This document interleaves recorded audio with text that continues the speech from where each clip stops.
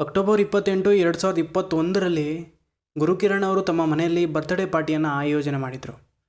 ಆ ಪಾರ್ಟಿಗೆ ಪುನೀತ್ ರಾಜ್ಕುಮಾರ್ ಮತ್ತು ಅವರ ಪತ್ನಿ ಆ ಪಾರ್ಟಿಯಲ್ಲಿ ಭಾಗವಹಿಸಿದರು.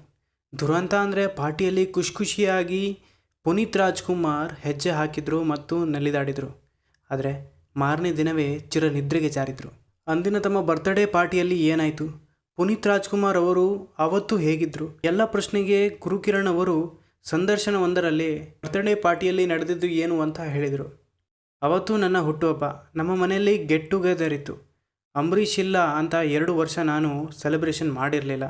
ಅವತ್ತು ಎಲ್ಲರ ಜೊತೆ ಸೇರಿದ್ವಿ, ಸಿಕ್ಕಾಪಟ್ಟೆ ಚೆನ್ನಾಗಿತ್ತು ಎಂದು ಗುರುಕಿರಣ್ ಅವರು ಹೇಳಿದರು. ಅವತ್ತು ಪುನೀತ್ ಅವರ ಫೋನ್ನಲ್ಲಿ ಗಂಧದ ಗುಡಿ ಚಿತ್ರದ ಕೆಲವೊಂದು ಕ್ಲಿಪ್ಸ್ ಇತ್ತು. ಅದನ್ನೆಲ್ಲ ನಮಗೆ ತೋರಿಸುತ್ತಾ ಇದ್ದರು.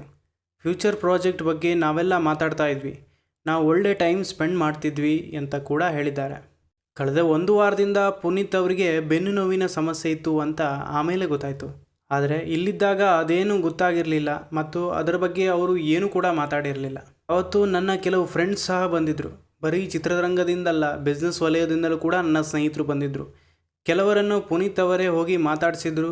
ಎಲ್ಲರ ಜೊತೆ ಖುಷಿಯಿಂದ ಟೈಮನ್ನು ಸ್ಪೆಂಡ್ ಮಾಡ್ತಾಯಿದ್ರು. ಆದರೆ ಮಾರನೇ ದಿನ ಈ ಶಾಕಿಂಗ್ ನ್ಯೂಸನ್ನು ಕೇಳಿ ನನಗೂ ಕೂಡ ಶಾಕ್ ಆಯಿತು. ಒಂದು ಕ್ಷಣ ಇದೆಲ್ಲ ಸುಳ್ಳು ಅಂದ್ಕೊಂಡಿದ್ದೆ. ಆದರೆ ಆಪ್ತರಿಂದ ಈ ವಿಷಯ ಸತ್ಯ ಅಂತ ಗೊತ್ತಾದಾಗ ತುಂಬ ದುಃಖ ಆಯಿತು ಅಂತ ಅವರು ಹೇಳಿದ್ದಾರೆ. ರಾತ್ರಿ 11:30ವರೆಗೂ ಇದ್ದರು. ಕೇಕ್ ಕಟ್ಟಿಂಗ್ ನಂತರವೇ ಅವರು ಹೊರಟಿದ್ದು. ಮಾರನೇ ದಿನ ಪಾರ್ಟಿ ಇದ್ದಿದ್ದರಿಂದ ನಾನು ಸ್ವಲ್ಪ ಲೇಟ್ ಆಗಿದ್ದೆ. ಮೊದಲಿಗೆ ಇದೆಲ್ಲ ರೂಮರ್ಸ್ ಅಂದ್ಕೊಂಡಿದ್ದೆ, ಯಾಕೆಂದರೆ ನಿನ್ನೆವರೆಗೂ ನನ್ನ ಜೊತೆ ಇದ್ದ ವ್ಯಕ್ತಿ ಬೆಳಿಗ್ಗೆ ಹೀಗಾಯಿತು ಅಂದರೆ ನಾನು ನಂಬೋಕ್ಕೂ ಕೂಡ ಸಾಧ್ಯ ಆಗಿಲ್ಲ. ಆದರೆ ಅಲ್ಲಿ ಹೋಗಿ ನನ್ನ ಕಣ್ಣಾರೆ ನೋಡಿದ ಮೇಲೆ ನನಗೆ ದೊಡ್ಡ ಆಘಾತ ಆಯಿತು ಅಂತ ಹೇಳಿದರು. ಹಿಂದಿನ ದಿನ ಮೀಟ್ ಆಗಿದ್ವಿ, ಈಗ ಹೀಗೆ ಯಾರಿಗೂ ಈ ಥರ ಎಕ್ಸ್ಪೀರಿಯನ್ಸ್ ಆಗಬಾರ್ದು ಅಂತ ನೊಂದುಕೊಂಡು ಗುರುಕಿರಣ್ ಅವರು ಸಂದರ್ಶನದಲ್ಲಿ ತಮ್ಮ ದುಃಖನ ವ್ಯಕ್ತಪಡಿಸಿದರು. ಇದಿಷ್ಟು ಇವತ್ತಿನ ಮಾಹಿತಿ. ಸಿಗೋಣ ಮುಂದಿನ ವಿಡಿಯೋದಲ್ಲಿ. ಅಲ್ಲಿವರೆಗೂ ನೋಡ್ತಾ ಇರಿ ಬಂಟಿ ಅಡ್ಡ. ಮಾಹಿತಿ ಮತ್ತು ಮನೋರಂಜನೆಗಾಗಿ ಬಂಟಿ ಅಡ್ಡ ಯಾವಾಗಲೂ ತಯಾರಿರುತ್ತೆ.